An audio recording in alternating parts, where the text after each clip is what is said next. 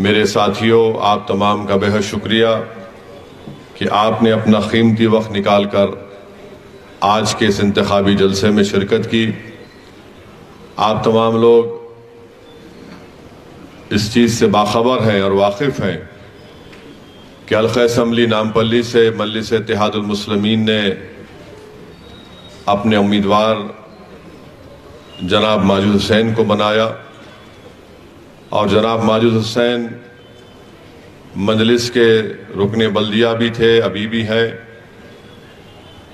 मजलिस ने उनको शहर हैदराबाद का मेयर बनाया।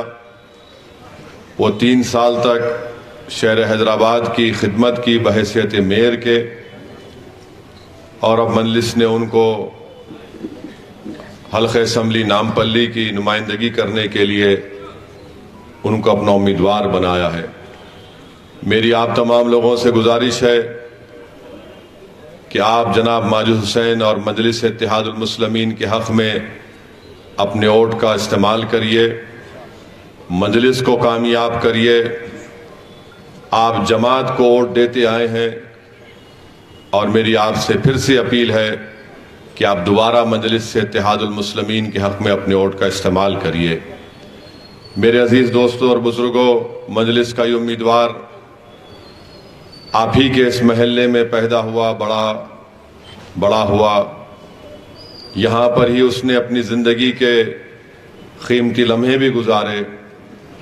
आपने हमारे उम्मीदवार को पहले रुकने बल्दिया मुंतखब किया, फिर अल्लाह ने उनको हैदराबाद का मेयर बनाया, फिर वो दोबारा बल्दी हल्क़े मेहदीपट्टनम से रुकने बल्दिया मुंतखब हुए। अब मजलिस ने उनको हल्क़ा असम्बली नामपल्ली के उम्मीदवार बहैसियत MLA के उम्मीदवार के आपके सामने उनको पेश किया है।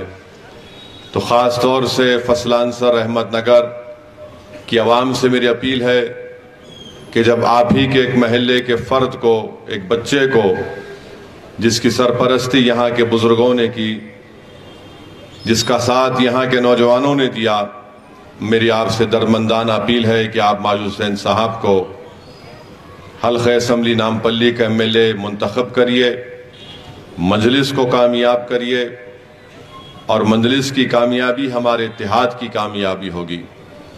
नामपल्ली से दोबारा मजलिस का MLA मुंतखब होना हमारी क़यादत की कामयाबी होगी, हमारी एक सियासी सोच की कामयाबी होगी।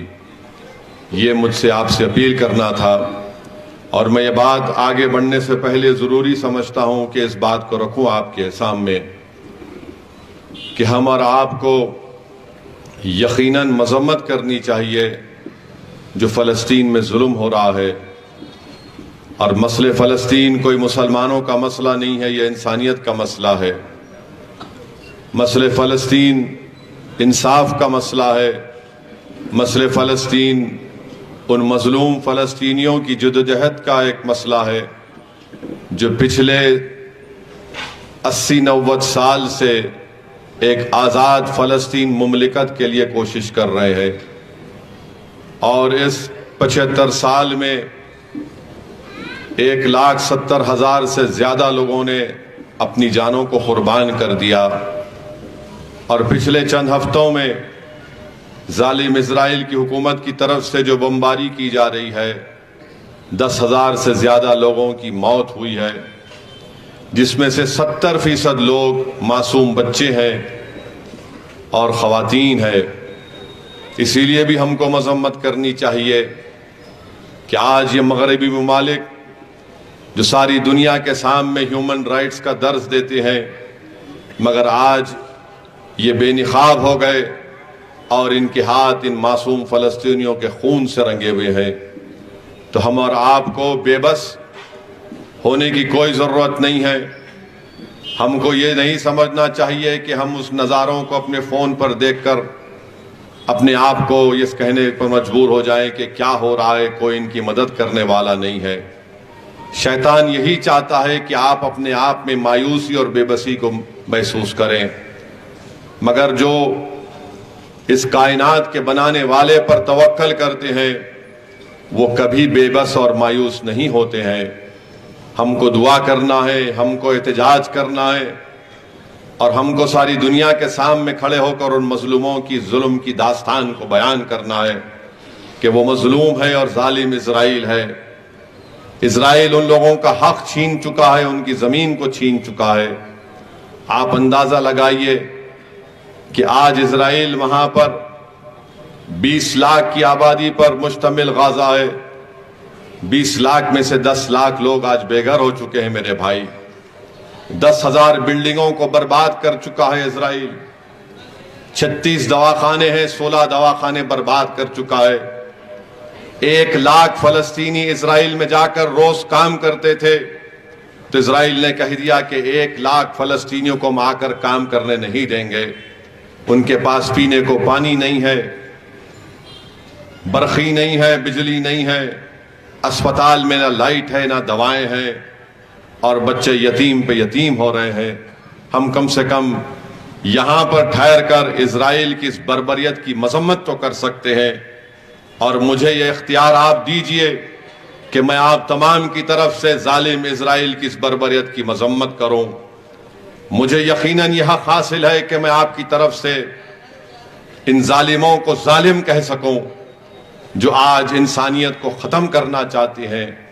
मेरे अजीज दोस्तों और बुजुर्गों, अगर आज हम मजम्मत नहीं करेंगे तो फिर तारीख में लिखा जाएगा कि सरजमीन दखन पर बसने वाले जियालों ने कम से कम अपनी जबान से इस बर्बरियत की मजम्मत नहीं की।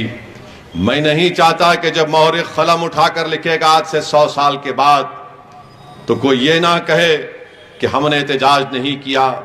वतन अजीज भारत में सबसे पहले अगर एहतजाज हुआ जालिम इजराइल के खिलाफ तो सरजमीन हैदराबाद पर दारुस्सलाम में जलसा हुआ, जहां पर आप तमाम लोग हमारे मिल्लत के जिम्मेदारों ने जमा हुआ, हमने मजम्मत की। मुझे वाकया याद आता है कि जब अमेरिका वियतनाम पर हमला कर रहा था, कई बरस तक जंग चली अमेरिका की वियतनाम के ऊपर, मगर एक शख्स था जो रोज जाकर अमेरिका के सदर व्हाइट हाउस के घर के सामने एक दिया जलाता था। लोग उससे पूछते थे कि 1 साल हो गया मगर जंग खत्म नहीं हुई, तेरे चिराग जलाने से क्या हो रहा है? तो उसने बड़ा तारीखी जुमला कहा था। उसने कहा कि मैं ये चिराग इसलिए नहीं जलाता हूं व्हाइट हाउस के सामने जाकर कि मैं दुनिया को दिखाऊं, मैं इसलिए चिराग जलाता हूं व्हाइट हाउस के सामने जाकर कि दुनिया का अगर इंसानियत उनमें मर चुकी है तो मैं कम से कम ये दुनिया को बताना चाहता हूं कि आज एक आदमी में इंसानियत जिंदा है, इसीलिए मैं जाकर व्हाइट हाउस के सामने चिराग जलाता हूं। तो मेरे अजीज दोस्तों और बुजुर्गों, हमको भी मजम्मत करनी चाहिए। बहुत सी सियासी पार्टियां हैं, मीडिया के लोग मुझसे पूछते हैं कि कांग्रेस ये कह रही है कि असदुद्दीन ओवैसी के पास बोलने को कुछ नहीं है, इसलिए असदुद्दीन ओवैसी फलस्तीन के बारे में बोल रहा है। याद रखो कांग्रेस के पागलों, मेरे पास बोलने को बहुत कुछ है। मैं इतना बोल सकता हूं कि तुम्हारे लोग मेरी बातें सुन के गूंगे हो जाएंगे और जवाब भी नहीं दे पाएंगे। दलील के साथ बोलूंगा। मैं तो कांग्रेस के लोग ये कह रहे हैं कि ओवैसी अपने भाषण में ये कहता है, तो तुम कह दो फलस्तीनियों पर जुल्म नहीं हो रहा है। तुम कह दो कि फलस्तीन में 5,000 बच्चे नहीं मारे गए। तुम कह दो कि 50,000 खवातीन जो आज हामिला हैं उनके पास डॉक्टर नहीं है। तुम कह दो कि 4,000 खवातीन का कत्ल नहीं हुआ। तुम कह दो कि 10 लाख लोग बेघर नहीं हुए। ये कोई सियासी मसला नहीं है, ये तो महात्मा गांधी ने कहा था। कांग्रेस महात्मा गांधी को भूल चुकी। कांग्रेस भूल चुकी है कि महात्मा गांधी ने कहा था कि फलस्तीन अरबों की सरजमीन है। कांग्रेस भूल चुकी इंदिरा गांधी के उस बयान को कि जब यासिर अराफात से नॉन अलाइंड मूवमेंट की कॉन्फ्रेंस दिल्ली में हुई थी तो फिदेल कास्ट्रो और यासिर अराफात आए थे। तो किसने कहा था इंदिरा गांधी को ये मेरी बहन है? किसने कहा था कि अराफात, यासिर अराफात मेरा भाई है? हमारे मुल्क की हमेशा ये पॉलिसी रही कि हमने एक अलहदा फलस्तीन मुल्क की तायीद की। हमने फलस्तीनियों से इजहार यकजहती के लिए स्टैम्प को जारी किया, बल्कि ये हुकूमत जो हिंदुत्व के झंडे पर चलती है, नरेंद्र मोदी जिसके वजीर आजम है, उन्होंने भी कह दिया कि हम अलहदा फलस्तीन मुमलिकत के कायल हैं। तो फलस्तीन इंसाफ का मसला है, जहां कहीं भी जुल्म होगा हम इंसाफ की लड़ाई लड़ते आए और लड़ते रहेंगे। तो मेरे अजीज दोस्तों और बुजुर्गों, मेरे असल मौजू पे आने से पहले मैं आपको ये बताना जरूरी समझता हूं कि हल्क़े असम्बली नामपल्ली की कामयाबी हमारे लिए क्यों जरूरी है। सातों असम्बली हल्के जात पर जहां पर मंजलिस के मिले हैं, वहां पर मंजलिस की कामयाबी क्यों जरूरी है, बल्कि जो अलहदा असम्बली और इजाफा हम लड़ रहे हैं, 3 लड़ रहे हैं, 9 लड़ रहे हैं, राजेंद्र नगर, जुबली हिल और आपके राजेंद्र नगर, जुबली हिल जो हम लड़ रहे हैं, वहां पर मजलिस के उम्मीदवारों की कामयाबी क्यों जरूरी है और कौन इसको रोकना चाहता है। मेरे अजीज दोस्तों और बुजुर्गों, मजलिस पूरे मुल्क में एक अलहदा अपनी सियासी शनाख्त रखती है। भारत में चाहे कुछ भी कहीं पर हो जाए, चाहे मीडिया हो या बड़ा बड़ा सियासतदान हो, चाहे बीजेपी हो, आरएसएस हो, कांग्रेस हो, कोई भी हो, सब ये देखता है कि हैदराबाद से शेरवानी क्या बोलने वाला है। सब यही देखते हैं कि पैगाम क्या दिया जाएगा, और सब ये जानते हैं कि ये वो जमात है जो 65 साल से सियासी जिद्दोजहद करती आई है। ये सब लोग जानते हैं कि इस जमात को आज जो मुकाम मिला अल्लाह के फजलो करम की वजह से मिला। इस जमात को आज अगर अहमियत और ताकत मिली तो हमारे बुजुर्गों की कुर्बानियों की वजह से मिली। इस जमात की आज अगर पहचान है तो इसलिए है कि इस जमात के लिए हमारे बुजुर्गों ने जेल की सोबतों को बर्दाश्त किया। इस जमात में आज अगर ताकत है तो हमारे बुजुर्गों पर झूठे इल्जाम लगाए, मगर उन्होंने उन इल्जामात की परवाह नहीं की और मजलूम अक़लियतों के लिए, दलितों के लिए, कमजोरों के लिए एक सियासी आवाज मजलिस आज बन चुकी है। इसीलिए ये नहीं चाहते कि अक़लियत हो, दलित हो, मजलूम हो, कमजोर हो, पिछड़ा हो, उसकी एक सियासी आवाज या ताकत अवाम के दरमियान में बचा रहे। ये सब मजलिस को कमजोर करने का एक ख्वाब देखते हैं, मगर अल्लाह का फजल और करम रहा, नबी करीम सल्लल्लाहु अलैहि वसल्लम का सदका रहा, अहले दिल की दुआएं थीं और हैं और रहेंगी कि इन तमाम के अज़ाइम, नापाक अज़ाइम को अल्लाह ने शिकस्त दी।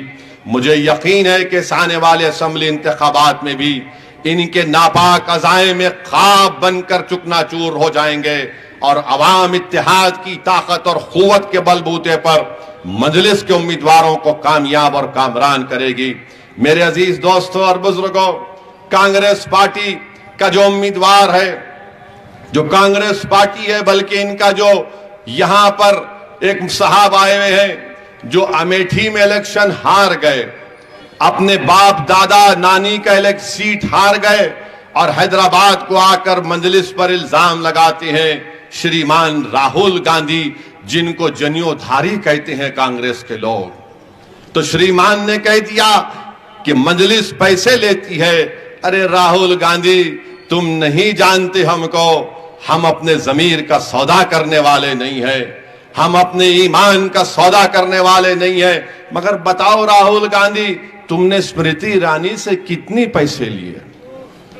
तुम इलेक्शन तो हार गए स्मृति ईरानी से, तो स्मृति ईरानी से तुम्हारी क्या डील हुई? मैं तो नहीं लड़ा वहां पर। अब सोच रहा हूं कि अमेठी जाऊं 2024 में, तुम लड़ो तो सही। अरे मैं तो ये खुलकर कहा हूं कि यहां पर आकर इल्जाम लगाने से क्या फायदा। आओ हैदराबाद में मजलिस का मुकाबला हैदराबाद की पार्लियामेंट की सीट से करके दिखाओ मुझसे। तुम यहां वहां जाकर पुकारते हो, हैदराबाद की पार्लियामेंट की सीट पर मुकाबला कर लो प्यारे। तुम अमेठी तो नहीं जाओगे, तुम वायनाड ही जाओगे। अरे छोड़ो वायनाड, अमेठी, हैदराबाद को आओ। और ये जितने लोग इनके पीछे फिर रहे, इनका जिंदाबाद और बाजा बजा रहे, तुम पूरों को ला लो यहां पर। तुम मोदी को भी साथ में ला लो, आरएसएस को भी ला लो, योगी को भी ला लो, अमित शाह को भी ला लो, पूरों को ला लो। मुझे यकीन है कि हैदराबाद की आवाम तुमको शिकस्त देगी। पार्लियामेंट में भी तुम हारोगे, असेंबली के इलेक्शन में भी इंशाअल्लाह ताला तुमको शिकस्त होगी। और ऐसे आदमी को यहां का उम्मीदवार बनाया गया है जो ये कहता है कि हल्के असेंबली के नामपल्ली के मुसलमान तालिबानी माइंडसेट के हैं। यानी यहां के नामपल्ली के जो मुस्लिम अकलियत के लोग हैं तालिबानी माइंडसेट के हैं, फंडामेंटलिस्ट हैं। क्या यही कहा था ना? क्या कहा था उसने? हाँ, फेनेटिक है। अब फेनेटिक के माने क्या है? पागल किस्म के लोग हैं, फेनेटिक है। यहां के पूरे नामपल्ली के बसने वाले मुसलमान फेनेटिक है। अरे भाई साहब, आपको इलेक्शन लड़ना है, आप हार गए, चार मरतबा हार गए, तो हम यहां का नामपल्ली का मुसलमान फेनेटिक है? अरे फेनेटिक की स्पेलिंग तू बोल नहीं सकता, एफ के क्या ना बोलेगा तू, मगर फेनेटिक है। फेनेटिक बोल दिया माने बेइज्जती कर रहा है नामपल्ली के गयूर अवाम की।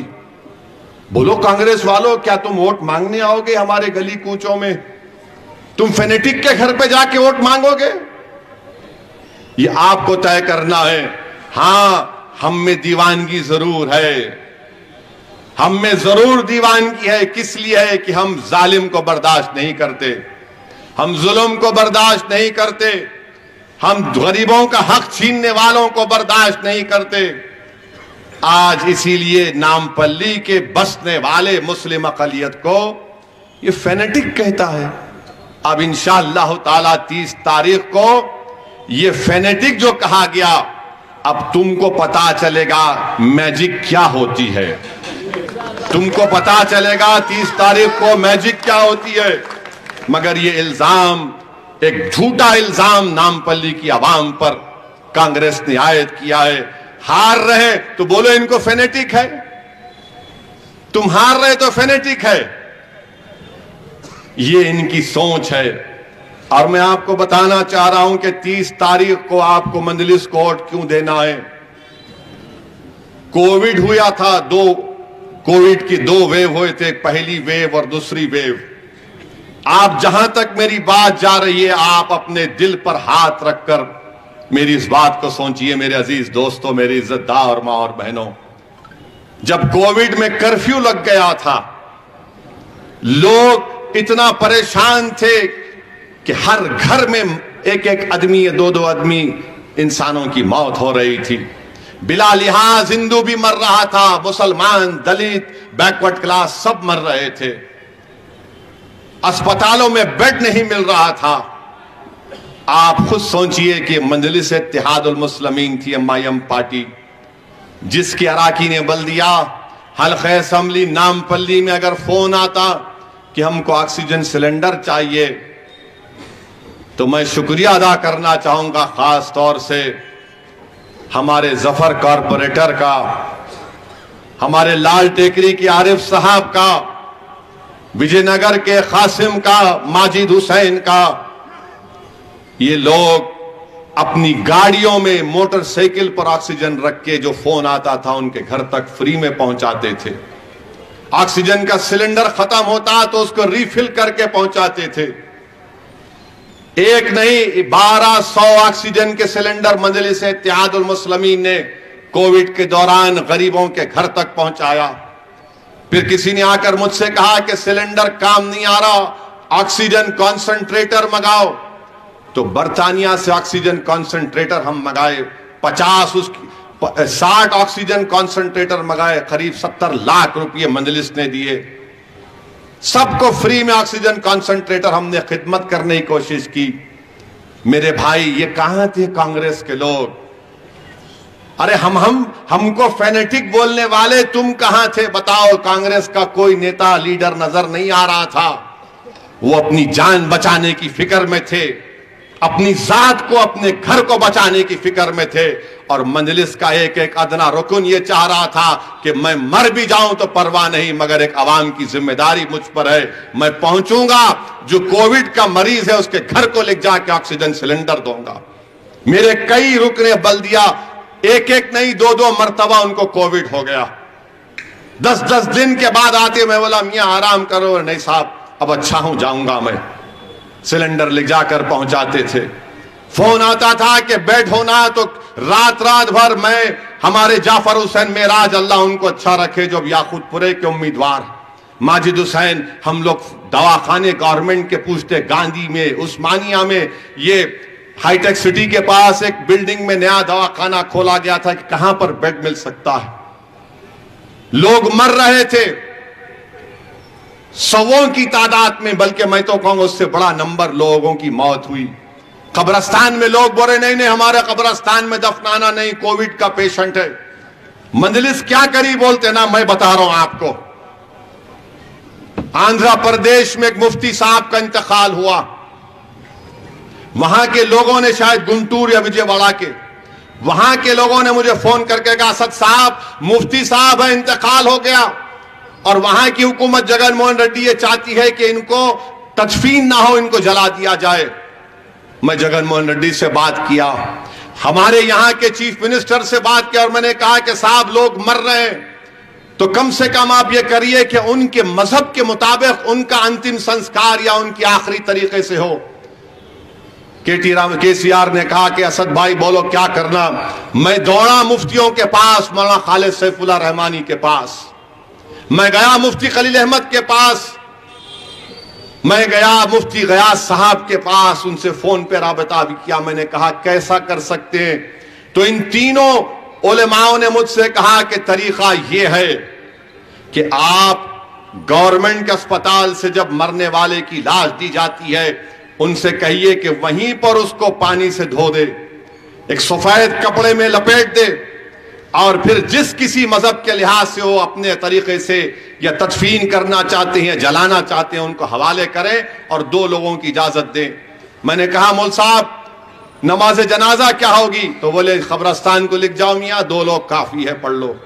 ये काम मजलिस ने किया। वो जियो निकला, वो जियो की कॉपी लेके मैं जगनमोहन रेड्डी को भिजाया, वहां पे वो जियो की कॉपी निकली। फिर कब्रस्तान में नहीं दफना रहे थे, तो फकीर मुल्ला कब्रस्तान महेश्वरम असेंबली कॉन्स्टिट्यूंसी में अकबरुद्दीन अवैसी की नुमाइंदगी पर मिला, वहां पर फ्री में कब्रस्तान में दफनाना शुरू किए। अकबर ने कहा कि मैं एक नहीं 500-600 खबर खुदा की अकबर ने रख दी, क्योंकि इतने लोग मर रहे थे। अरे बुरे वक्त पे तुम कहां थे ये लोग जो आज आकर वोट का मुतालबा कर रहे हो? जब सरजमीन हैदराबाद पर सन्नाटा था, गरीब जो छोटा मोटा कारोबार करके अपना पेट भरता था, कौन उनके घरों में जाकर फूड का रेशन किट देता था? क्या कांग्रेस वाले देते थे? क्या बीजेपी नजर आई आपको? सब अपनी चमड़ी बचाने पर थे, सब अपनी जानों को बचाना चाहते थे। मजलिस अवाम के दरमियान में थी, बुरे वक्त में मजलिस अवाम के दरमियान में थी। अब इलेक्शन आया तो हर कोई आके बोला मैं दूल्हे भाई की तलवार हूं, अब मैं दूल्हे भाई की तलवार हूं। जब तो नजर नहीं आए, जब तो बैठे हुए थे कि नहीं नहीं अगर मैं निकलूंगा तो मुझे कुछ हुआ तो मेरा कुत्ता मर जाएगा घर का, क्योंकि कुत्ते का नाम भी तुमने क्या रखा है। मेरे भाई ये मजलिस का काम था और मजलिस काम कर रही है। इसको हरगिज ये मत समझिए कि मैं एहसान जतला रहा हूं, बता रहा हूं आपको नहीं, उन लोगों को बता रहा हूं जो आज हमसे इलेक्शन में मुकाबला करने के लिए आ रहे। जो बात करेगी बोलते मजलिस भड़काऊ भाषण देती, मजलिस हिंदू मुस्लिम करती। अरे कोविड के दौरान में कौन हिंदू कौन मुसलमान था? सब मर रहे थे, सबको ऑक्सीजन की जरूरत थी। तो क्या हम देख रहे थे जफर माजिद हुसैन इसका नाम मुसलमान है, इसका नाम हिंदू है? अरे पहुंचाओ, मेरा मकसद था जिसको मिलता है 2 ऑक्सीजन ले जाकर। मेरे भाई ये काम मजलिस ने किया है, ये आपको फैसला करना है। और फिर अब इलेक्शन आ गया तो आजकल फैशन बना हुआ है, ला रे मियाँ एक 4 वाइट शर्ट ला ले, जरा पहन के निकलना है। ऐसा दिखता है कि दूल्हे की शेरवानी बना के निकल रहे। एक 4 वाइट शर्ट ला लिए, मैं आ गया, अस्सलाम वालेकुम।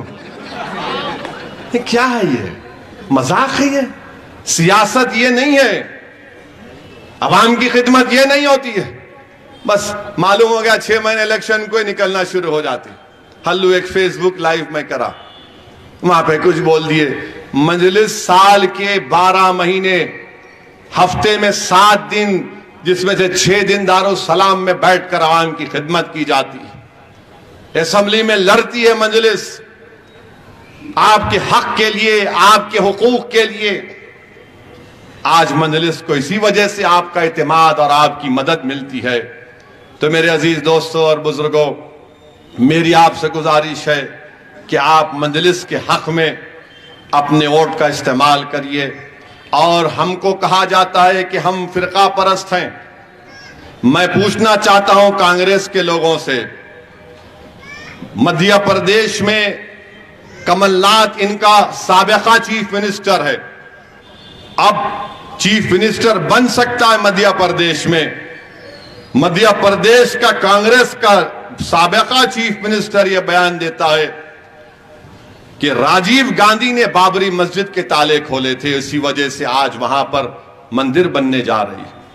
हम पूछना चाहते हैं कांग्रेस के लोगों से, बताओ क्या यह सच्चाई नहीं है? मैं शुरू से कह रहा था कि ये लोग जिम्मेदार हैं। 1948-49 से आप देख लो 6 दिसंबर 1992 तक ये पूरे के पूरे लोग थे। कमलनाथ ने वही बात कही जो मैं कह रहा था। मैं पूछना चाहता हूं राहुल गांधी, क्या तुम्हारे वालिद ने ताले खोले थे? नहीं खोले थे। मैं पूछना चाहता हूं ये लोग जो आज हैदराबाद की सड़कों पर फिर रहे हैं, मजलिस पर उंगली उठा रहे हैं, बताओ क्या तुमने ताले खोले थे या नहीं खोले थे? बताओ, बताओ, इसका जवाब दो। जो मुझ पर गाली देते हैं, मुझ पर इल्जाम लगाते हैं, जो चाहे कर लो। अरे अंग्रेजी की डिक्शनरी में अब कोई गाली देने के अल्फाज बाकी नहीं रहे जो असदुद्दीन ओवैसी के खिलाफ इन्होंने इस्तेमाल नहीं किए होंगे। और जिसको नहीं मालूम, उर्दू में डिक्शनरी को फेरोजुल लुगात कहते हैं। फेरोजुल लुगात का भी इस्तेमाल कर लो, जितनी गाली देना है दो, मगर मैं ये जो कह रहा हूं सच्चाई है नहीं है तो क्या है बताओ। मेरे अजीज दोस्तों और बुजुर्गों, ये कमलनाथ का बयान पर कोई कांग्रेसी कुछ नहीं बोलेगा, राहुल गांधी कुछ नहीं बोलेंगे, बल्कि मैं तो कह रहा हूं कि जनवरी में जो तकरीब होने वाली है, नरेंद्र मोदी को राहुल को भी साथ ले जाना चाहिए, क्योंकि राम और शाम की जोड़ी रहेगी। इनके पप्पा ने शुरू किया और आरएसएस के बेटे मोदी ने उसको पूरा कर दिया, तो दोनों को जाना चाहिए। मोदी जी, राहुल को भी उनका हक अदा करने दो। आप दोनों जाइए, आप दोनों एक हैं, आप दोनों में कोई फर्क नहीं है। एक जरा ज्यादा गुस्से में बोलता, एक जरा फिरा फिरा के अंग्रेजी में हिंदी में बोलता बेचारा। अब हिंदी उर्दू में बोलने के लिए हिज्जे करना पड़ता उनको। हिज्जे करने के माने मालूम आपको?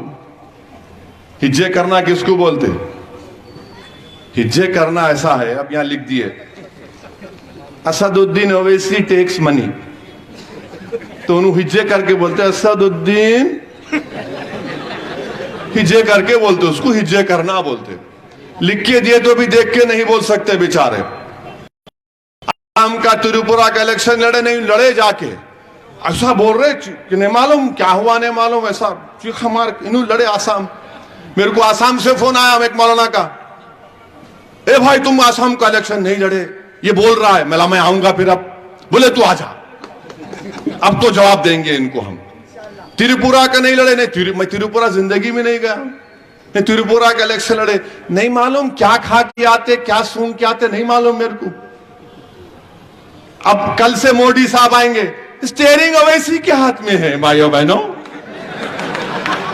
उसके बाद उनके छोटे भाई आएंगे राहुल, बी टीम है, बी टीम है।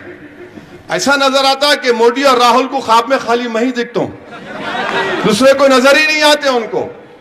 स्टीयरिंग इनके हाथ में है, बी टीम मैं हूं। अब वो बेचारे हमारे मामू परेशान, अरे मेरी गाड़ी में इसके हाथ में कैसा स्टीयरिंग आ गया रे भाई।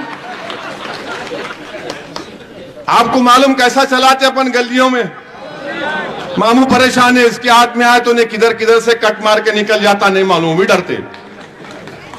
अब इन स्टीयरिंग मेरे हाथ में है, अमित शाह आते चीखा मार मार, उनके हाथ में है। अब इन आए बी टीम। तो बहरहाल मेरे अजीज दोस्तों और बुजुर्गों, ये इनका तरीक़ेकार है। 28 दिसंबर तक यही पुकारने वाले हैं। मैं आपसे भी अपील कर रहा हूं, दिल पे मत लो, गुर्दे पे ले लो, टेंशन मत लो, वोट डालो पतंग के निशान पर। आप निकल कर वोट डालिए। और ये लोग क्या कर रहे थे? ये करना चाह रहे थे कि हमारे गैर मुस्लिम भाई बहन को, दलितों को, बैकवर्ड क्लास को पैगाम दे रहे थे, मजलिस तुम्हारी दुश्मन है, मगर 5 साल में हमारे कॉरपोरेटर्स, हमारे जाफर हुसैन मेराज हमारे दलित भाइयों की बस्ती में गए, उनसे पूछे काम क्या है, काम उनका काम कराए। हमारे दलित बंधु की स्कीम आए तो बोले लो भाई तुम्हारा नाम बोलो लिख जाओ, उनको दलित बंधु में उनका काम किए। आज लोग देख रहे हैं कि आज मंजलिस के ऊपर जो इल्जाम लगाते थे वो झूठे इल्जामात हैं, इसीलिए बौखलाहट का शिकार हो चुके हैं।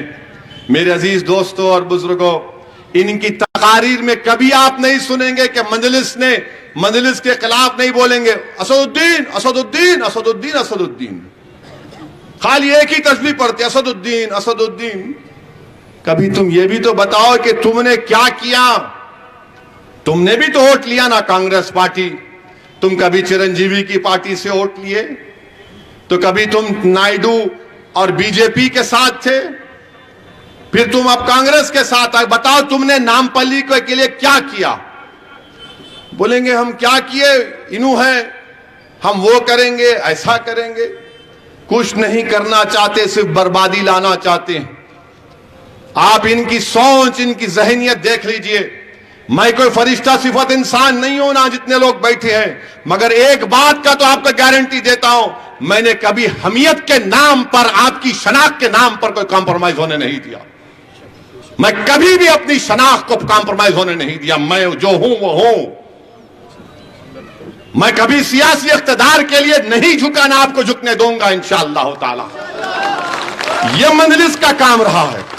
तो इनको यही चाहिए कि आपकी शनाख्त को खत्म कर दिया जाए, आपकी हमियत को खत्म कर दिया जाए, आपके नाज और फख्र की चीजों को मिटा दिया जाए। यह इनकी सोच है। इसीलिए मेरी आपसे अपील है मेरे अजीज दोस्तों और बुजुर्गों कि आप इन चीजों का भी गौर करिए। डेवलपमेंट का काम आप देखिए कि जिस जलसेगाह में, अतराफ में, वजीर रेजिडेंसी में, वीडीसीसी रोड श्री राम नगर में 50 लाख की डाली गई। कांग्रेस वाले बोलेंगे ना इस बारे में। अल शुकूर बंजारा होटल 1 करोड़ 1 करोड़ की वीडीसीसी रोड, इरखान की दुकान 27 लाख की सीसी रोड पड़ी। आपको मालूम इरखान हुआ तो क्या होता मालूम? पीला दिखता, पीला पीला दिखता। वैसी छे इनका हाल, कुछ भी नहीं दिखता है इनको, कुछ भी नहीं दिखता है लोगों को। इरखान हो गया है लोगों को, मंजलिस का नफरत में इरखान हो गया इनको। फिर मस्जिद आयशा के पास 10 लाख की सीसी रोड, ये माइक्रो फोटो स्टूडियो के अतराफ में 10 लाख 55 लाख की सीसी रोड। फिर समोसे की बंडी आयशा मस्जिद के पास 20 लाख की पानी की लाइन। खादरिया मस्जिद के पिछले हिस्से में श्री राम नगर में 14 लाख की एक पानी की लाइन। आरिफ जिराक शॉप मेविन अपार्टमेंट के पास 22 लाख की एक पानी की लाइन, और करीब और बहुत से काम चल रहे हैं। फिर ऊपर सैयद नगर में एक 57 करोड़ का बलकापुर के नाले का काम चल रहा है, मदीना मस्जिद से कब्रस्तान तक। वो काम जेर दौरान है, थोड़ा स्लो चल रहा। ये प्लान है मंजलिस का, और यहां पर बस सर्विस शुरू करना है और तेज करना है। कई शिकायतें हैं, तो इंशाअल्लाह ताला ये मंजलिस का प्रोग्राम है। और माजिद हुसैन के बारे में आपको बताना चाहूंगा कि यह शख्स आपके लिए मर मिटने वाला है। इस शख्स में, इस नौजवान में गरीबों के लिए, कमजोरों के लिए कूट कूट के उनकी तकलीफ और उनकी दर्द को महसूस करता है। ये मैं इसलिए कह रहा हूं कि हमारे बड़े लोग बोलते हैं कि किसी की फितरत को पहचानना है तो सफर करके देखो उसके साथ, बोलते ना, या घर बसा के देखो या सफर करके देखो। अब उन्होंने घर बसा लिए, उन्होंने नहीं बसाए, समझे ना? हाँ, तो इन्होंने घर बसा लिए माशाल्लाह। सफर में इनके साथ, ये मेरे साथ कर चुके हैं, मैं देखा हूं उनको। इनको एक ही बुरी आदत है, फूकने की। अल्लाह करे वो भी छूट जाए। छुप छुप के फूकते। मैं उनसे कह रहा हूं कि बाबू फूकना छोड़ो। सफर में सब मालूम हो जाता। आप सफर करो किसी के साथ 3-4 दिन, मेरे बारे में उनको मालूम होगा मैं क्या करता हूं, कैसा हूं, क्या हूं। नहीं बोल रहे होंगे शर्मा के या डर के, कि आइंदा टिकट देते कि नहीं देते कि 28 में लड़के। मगर मैं इस पोजीशन में हूं तो बोल सकता हूं, फूकना छोड़ना चाहिए इनको, और जितने लोग फूकते हैं उनको भी फूकना छोड़ना चाहिए। फूकना अच्छा नहीं है, अति सेहत के लिए, फेफड़ों के लिए अच्छी चीज नहीं है। बीमार पड़ गए तो फिर लेके जाता आपको नीचे तक उन्हें। तो बहरहाल इनके साथ सफर किया हूं, और इनके पास एक दिल है, इंसानियत है, जज्बा है, तड़प है। मैंने इस शख्स को कई बार रोते हुए देखा बिहार में। और क्यों रोने की वजह क्या थी कि साहब इलेक्शन में क्या होगा साहब। बिहार जा जाकर माजिद काम किए, सीमांचल की वो जमीन पर, सल्लाख जमीन पर खुद जा जाकर वहां पर काम किए अपनी मंजलिस के जिम्मेदारों के साथ। तो मेरे अजीज दोस्तों और बुजुर्गों, जो आपकी खिदमत करने का एक जज्बा रखता है, जो तड़प है, और मंजलिस की यही सोच है कि मंजलिस जिस किसी को भी टिकट देती, मैं उनसे यही कहता हूं कि भाई आप कुछ भी होंगे मगर गरीबों की तकलीफ को, कमजोरों की तकलीफ को अपने सीने में महसूस करो, उनकी तकलीफ को समझो। आप, हम कोई फरिश्ता सिफत इंसान नहीं है, हम में बहुत कमजोरियां हैं, मगर जब आपके पास एक खबर पहुंचती है, कोई आपके पास गरीब आता है, अपनी फरियाद लेकर आता है, कोई फोन करता है, तो भाई कुछ करो, मदद करने की कोशिश करो। मेरे अजीज दोस्तों और बुजुर्गों, मेरी आपसे अदबन गुजारिश है कि 30 नवंबर के दिन अपना एक एक वोट पतंग के निशान पर बटन दबाइए, एक एक वोट का इस्तेमाल करिए। ये इनकी कोशिश एक ही है, यहां पर बीजेपी कांग्रेस सब मिलकर मुकाबला कर रहे हैं, यहां पर बीजेपी और कांग्रेस मिलकर मुकाबला कर रहे हैं। मैं जानता हूं क्या क्या चीजें हो रही हैं, मगर मुझे मालूम कि वो अपनी साजिश में नाकाम साबित होंगे। इंशाअल्लाह ताला वो अपने नापाक अज़ाइम में अल्लाह उनको शिकस्त देगा। मुझे यकीन है कि अल्लाह आपके दिलों में मजलिस की मोहब्बत को और मजबूत करेगा। मुझे यकीन है कि जमात को आपके बुजुर्गों ने अपने खून पसीने से सींचा और उसको मजबूत किया। मुझे यकीन है कि आप जो हमारे बुजुर्गों के जानशीन हैं, आप उसको और मजबूत करेंगे। मेरे भाई, बहुत सी बातें हैं, मगर अभी इलेक्शन शुरू हुआ है, मगर इसका जवाब हम देते रहेंगे। मगर आपसे गुजारिश है कि अपना पोलिंग परसेंटेज बढ़ाइए, अपना पोलिंग परसेंटेज बढ़ाइए। आप हरगिज ये मत समझिए अरे मियाँ ये जीत रहे, क्या फायदा। नहीं मेरे भाई, आपको वोट देना है, भारी अक्सरियत से आपको कामयाब करना है। पहले से ज्यादा रिकॉर्ड वोटों की तादाद से मंजलिस को आपको यहां पर कामयाब करना है। बल्कि मैं तो आपसे कह रहा हूं कि सिर्फ जमात को देखो, आप ना सदुद्दीन को देखो, ना माजिद को देखो, ना किसी को देखो, ये जमात आपकी है मेरे भाई। मुझे नहीं मालूम कि मैं इस दुनिया में कब तक रहूंगा या आप कब तक रहेंगे, मगर याद रखो जमात तो रहेगी इंशाअल्लाह ताला। अगर जमात रहेगी तो हम सब का फायदा है, हम सब का फायदा है। अगर आज असद को कोई इज्जत मिली तो जमात से मिली, अल्लाह के फजलो करम से मिली। मुझे इसलिए नहीं मिली कि मैं सलाहुद्दीन अवैसी जैसे कद्दावर कायद का बेटा हूं। मुझे पहचान अगर मिली तो अल्लाह के फजलो करम से, नबी करीम सल्लल्लाहु अलैहि वसल्लम के सदक़े की वजह से और मंजलिस की वजह से मिली। अगर आज मुझसे दुश्मनी कोई करता है तो इसलिए करता है कि मंजलिस की वजह से एक मंजलिस का सिपाही है। अगर आज मेरी गाड़ियों पर गोलियां चलाई जाती हैं तो इसलिए चलाई जाती हैं कि मंजलिस का कादिम है। वो ये समझते हैं कि मेरी आवाज को खत्म करने से मंजलिस को नुकसान होगा। अरे जालिमो, तुम फिर से चलाओ गोली, मैं मरने को तैयार हूं मेरी जमात के लिए, मगर मैं मर भी जाऊंगा तो जमात आबाद रहेगी। मैं जिंदगी में दुनिया में आया हूं तो जाने के लिए तैयार हूं। मैं मौत से कभी नहीं डरा, ना कभी डरूंगा, मगर मुझे जमात की फिक्र थी और हमेशा रहेगी। हम अपनी जिंदगी में जो कुछ वक्त अब तक अल्लाह ने मुझे दिया है और आइंदा भी देगा, उसका एक एक लम्हा मेरी एक ही फिक्र होती कि मेरी जमात को कैसा मजबूत किया जाए।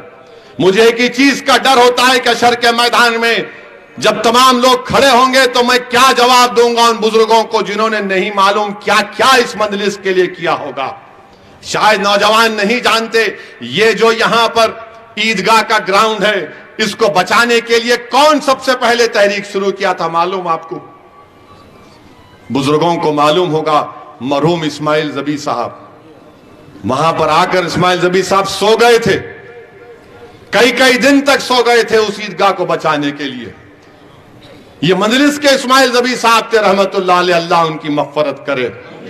मेरे अजीज दोस्तों और बुजुर्गों, ये आपकी जमात है, ये आपकी आवाज है। आप सिर्फ जमात के नाम पर मजलिस का कोड दीजिए। शख्सियतें आएंगी और चले जाएंगी। असदुद्दीन ओवैसी भी इस मट्ठी में घुल जाएगा, मगर जमात को मजबूत रखिए। इल्जामात लगते रहेंगे, बहुत बातें की जाएंगी मेरे बारे में। आ रहे हैं मोदी जी और ये भी आएंगे, सब लोग सिर्फ एक ही दीवाने का नाम लेंगे। मैं सबके लिए लैला हूं, सब मुझसे मोहब्बत करते हैं, मगर कोई फर्क नहीं पड़ता। जितना बोलना चाहे बोल लो। अखबारात में बहुत गलत बातें लिखी जाती हैं, झूठे बातें लिख दी जाती हैं। आज दिन भर से न्यूज चल रही, मुमताज खान जा रहे, अरे पठान का बच्चा है, वो नहीं जाने वाला है, ये दूसरा जाएगा। जा रहे, मेरे को मीडिया वाले बोल रहे, मैं क्यों, आपको कैसा मालूम? नहीं हम सुने, मैं बहुत सुनते, इलेक्शन का जमाना है, चील उड़ी तो भैंस उड़ी बोलते, तो मालूम मेरे को। जा रहे, कोई नहीं जाने वाला है। मुझे यकीन है कि सब अफवाहें फैलाई जाएंगी, कुछ होने वाला नहीं है। दुश्मनों की एक चाल है, अब बैठ के कुछ एक छोड़ दो सोचा, अब अपने लोग 2 घंटे, क्या साहब कुछ ऐसा है क्या? अरे मैं बोला भाई साहब कुछ होगा नहीं, कुछ भी नहीं। अच्छा फिर हमारे ये जो कांग्रेस के बीजेपी के लोग हैं, आप जो है ये नाम दिए और आपके साथ में आप 6 हलकों का नाम दे दिए। एक बहादुरपुरा बाकी है, जुबली हिल बाकी है, राजेंद्र नगर बाकी है। आप किसको देंगे? मैं बोला मेरी मर्जी, पार्टी का फैसला होगा। नहीं, आप अभी तक इसमें खवातीन को नहीं दिए। मैं बोला मेरे पास वुमेन कारपोरेटर है, मोहतरमा यास्मीन सुल्ताना साहिबा हमारे साबिका बल्दिया भी है, देंगे उनको इंशाल्लाह। एक वक्त आएगा तो बराबर देंगे। हमारे भाई की बेटी सैयदा फलक भी तकरीर किए, बोला वक्त आएगा सबको आएगा। फिर उसके बाद बोले आप क्या गैर मुस्लिम को भी देंगे? बोला मेरे पास कारपोरेटर राजमोहन है। अमित शाह आके 4 मीनार के खड़े हो गए, राजमोहन को हराऊंगा। योगी आए यूपी से, 4 घंटे सदका फिरे पुराने शहर में, राजमोहन भी जीता, हमारा सामी यादव भी जीता कारवान का। राजमोहन 4थी मर्तबा का पुराना पुल का कारपोरेटर है। राजमोहन जिस दिन अमित शाह मेरे को फोन किया, घासी बाजार से हमारे गौस, बोले साहब आ रहे हो? अरे वाला कुछ नहीं होता भाई साहब, फिक्र मत करो, 4 मीनार अब बाकी जगह है, वहीं आ रहे हो, कुछ नहीं होता। आए उन्होंने, कुछ नहीं हुआ। अब हमारे मीडिया के लोग को मैं बताना चाह रहा हूं कि राजेंद्र नगर से मजलिस का एक 22 साल पुराना रुकन है, कितना 22 ईयर्स ओल्ड, साबिका रुकने बल्दिया, उसका नाम क्या है? बी रवि यादव राजेंद्र नगर का कैंडिडेट होगा इंशाअल्लाह। अब आप बताओ आप क्या करेंगे? अब आप बोलेंगे ये क्या चाल चल दिया रे भाई तू? चाल चलना हमको भी आता, हम भी सियासत कोंचम सीखे सालार के पैरों के पास बैठ के। पूरा लूडो खेले, लूडो कोविड में खेले होंगे ना, कैरम खेले, कैरम में आखिर में क्वीन को बिठाते ना, अपन चूड़ी को बिठाते, बोलते देखो वैसा खेलना। अब पहले से ही कर दिए तो नहीं होता ना। तो अब हमारा रवि यादव राजेंद्र नगर से हमारा उम्मीदवार है। अब मैं ऐलान कर दिया, आप देखो इनमें इतनी बेचैनी शुरू हो जाएंगी। मामू के पास भी बेचैनी, राहुल के पास भी बेचैनी, मोदी के पास भी बेचैनी। ये क्या हो रहा है? मेरे भाई थोड़ा हम भी सियासत जानते हैं, हमने भी तैयारी की है, नामपल्ली के लिए हो, जितने हमारा हल्के जात के लिए हो। हम कोई हाथों में मेहंदी लगा के नहीं बैठे हैं, हम जानते हैं, पूरा हर चीज को जानते हैं, और हम उसकी तैयारी अब से नहीं 8-9 महीने से कर रहे, हर चीज पे सोच के कर रहे तैयारी। हर खाने को बंद करने की तैयारी हम कर रहे। अब इनको समझ में नहीं आया तो कोई बात नहीं, शहर मेरा, गली मेरी, घर मेरा, दिल भी है मेरा। अब कोई आज मीडिया के लोग बोले ने राहुल गांधी ने कह दिया कि ओवैसी के लिए कांग्रेस के दरवाजे बंद है। मैं बोला मेरे से कहीं को पूछ रहे आप? नहीं, उन्होंने ऐसा बोले। मैं बोला उनको कुछ नहीं मालूम, हम क्या बोलते ऐसा बोले तो? बोले क्या बोलते? बैगन को बोलो। बोले वो क्या है? मतलब बैगन को बोलो। अरे इसका समझाओ आप। मतलब नहीं समझा सकते हम भी, ज्यादा कोई बोला तो बैगन को बोला जाता भाग यहां से, चल दरवाजा बंद है। अरे धीरे धीरे दरवाजे पे थूकता हूं मैं। अल्लाह का दरवाजा हमेशा खुला है, सुबह क़यामत तक खुला रहेगा। तेरे दरवाजे पर कोई नहीं आएगा। अल्लाह के दरवाजे पे जाके भीख मांगने वाले का नाम असदुद्दीन ओवैसी है। आका के दरवाजे पर जाकर भीख मांगने वाले का नाम असदुद्दीन ओवैसी है। अहमदनगर के हर घर पर जाकर, अहमदनगर नशेमन नगर के हर घर पर जाकर, नामपल्ली के हर घर पर जाकर, चाहे दलित का हो, हिंदू का हो, मुसलमान का हो, जाकर बोलना कि मंजलिस कोर्ट तो मेरा घर है वो। अरे तेरा घर तू आबाद नहीं, तेरे घर पे मैं क्यों जाऊंगा? प्यारे दरवाजा बंद है। अरे तू लाख दरवाजे बंद कर दे, अल्लाह का दरवाजा तो जब तक जिस्म में रमक बाकी रहेगी खुला रहेगा। मुझे तेरे दरवाजे से कोई उम्मीद थी ना कभी रहेगी, उसके दरवाजे से उम्मीद। आके दरवाजा बंद है। अरे बंद कर ले, तू भी अंदर बैठ, अब थोड़े दिन में बैठेगा तू। दरवाजा बंद है? अरे क्या बात है? क्या ये क्या आप क्या राजा रजवाड़े हैं? मेरे दरवाजे बंद है महल के। अरे बाबू, महलों को उजाड़ देने वालों का नाम मजलिस इत्तेहादुल मुस्लिमीन है। दरवाजे बंद है, दरवाजे बंद है। अरे काहे के दरवाजे? दरवाजे कर बंद कर लो, कुछ भी कर लो। कौन तो घरों में दरवाजे बंद करके रहता? हम तो दरवाजे खिड़कियां खुली रख के सोते। दरवाजे बंद है? अरे बंद कर ले दरवाजे, तेरे दरवाजे की क्या फिक्र मेरे को। गरीब का दरवाजा खुला है, गरीबों का दर खुला है मेरे लिए। मेरी मां और बहनों को जब जाकर मैं सुबह में दौरे में मिलता हूं तो मेरे भाई, यकीन मानो आप, मैं उन माओ बहनों का, गरीबों का एहसानमंद हूं जो मेरे को देखते नहीं, जो कभी नहीं देखे। हबीबनगर में दौरा कर रहा था, वो सरदार है, पूछो आप। एक हमारी मां के पास गया तो सिर्फ हाथ पकड़ के, हाथ नहीं छोड़ी, 3-4 मिनट तक सिर्फ रो रही है। बेटा बेटा, मैं तेरे को देख ली, मैं तेरे लिए दुआ कर, क्यों मैं जानता भी नहीं हूं किसके दरवाजे पे जाऊंगा भाई, जब अल्लाह ने इन गरीबों के दिलों में इतनी मोहब्बत डाल दी। मेरा उनसे कोई रिश्ता नहीं है। आज मैं चूंटी शाह मैदान में दौरा कर रहा था, एक बुजुर्ग ज़ईफ शख्स उठकर मिले, हाथ पकड़ लिए, मेरा बाबू, बाबू सालार की खिदमत को रायगा जाने मत देना बाबू। मेरे भाई इन्हों बोलते दरवाजा बंद है। अरे तुम्हारे दरवाजों पे कौन आता रे भाई? तेरे दरवाजे पे उन्हीं आता जो भिखारी है, तो उससे फायदा हो। हम तो इन गरीबों के घर पे जाते हैं जिनके दरवाजे हमेशा हमारे लिए खुले थे और खुले रहेंगे इंशाअल्लाह ताला। मेरे अजीज दोस्तों और बुजुर्गों, 30 नवंबर के दिन आपसे गुजारिश है कि अपना एक वोट मंजलिस के हक में इस्तेमाल करिए, खूब दुआ करिए, खूब मेहनत करिए, टेंशन मत लीजिए, आराम से पुरअमन तरीके से इंतखाबी मुहिम हम चलाएंगे। कुछ भी नहीं होने वाला है, सिर्फ कामयाबी मंजलिस का मेले मुंतखब होगा। ये सोचकर इस बात को जहन में रख लिए कि हम कामयाब होंगे इंशाअल्लाह ताला। और आपको मंजलिस को कामयाब करना है, शख्सियत को नहीं। मंजलिस को कामयाब करिए। बहुत बहुत शुक्रिया। अस्सलाम वालेकुम। नकीब मिल्लत आली जनाब बैरिस्टर असदुद्दीन ओवैसी साहब के बाद ये जलसा इख्तिताम की मंजिल पर पहुंचा। कायदीन मजलिस का सबका शुक्रिया अदा किया जाता है।